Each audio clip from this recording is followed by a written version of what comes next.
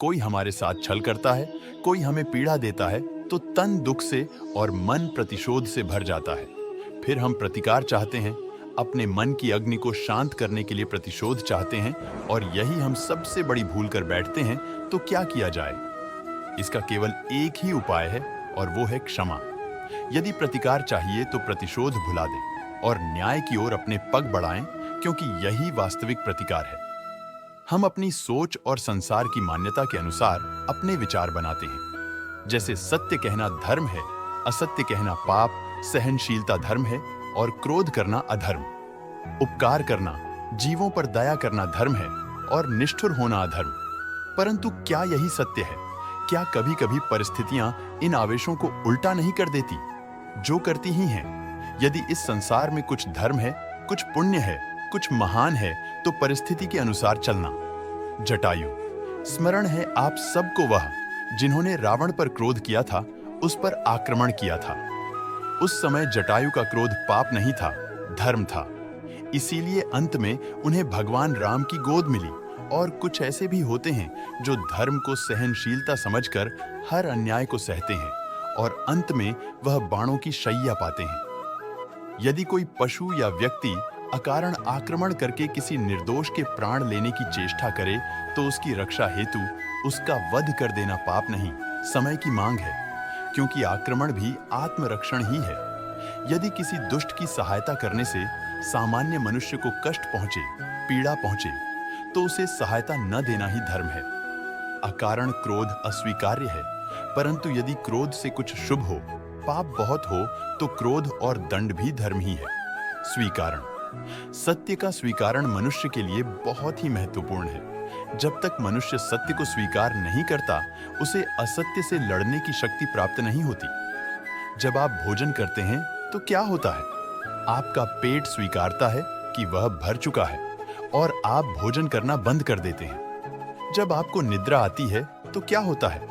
आपका मन स्वीकारता है कि आपका शरीर थक चुका है और उसे विश्राम की आवश्यकता है।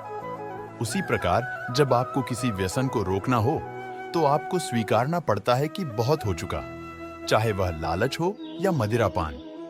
उस व्यसन का त्यागना तभी प्रारंभ होता है जब आप यह स्वीकार कर लेते हैं कि आप उस व्यसन के बंधक हैं।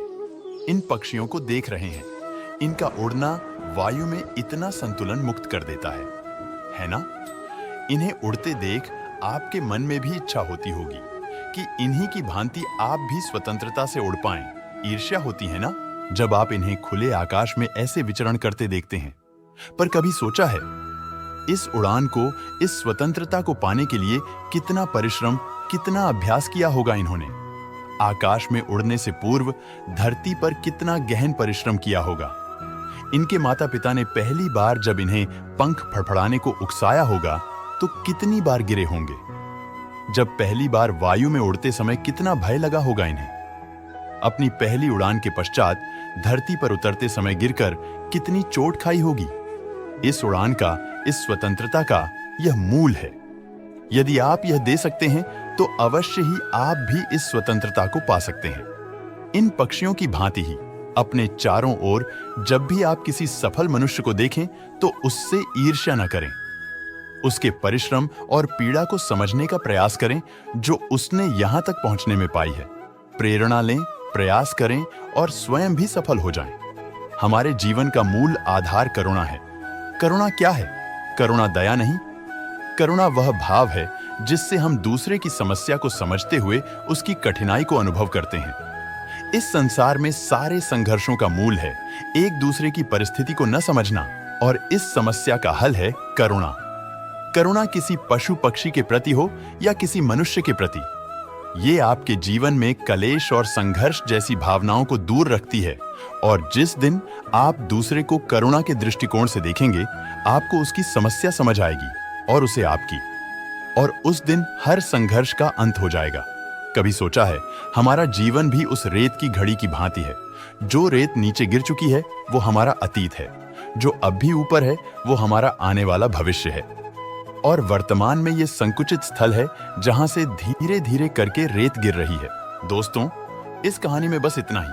आशा करता हूं कि आपने इस वीडियो से बहुत कुछ सीखा होगा। मिलते हैं अगली वीडियो में। तब तक के लिए अपना ख्याल रखें। राधे राधे।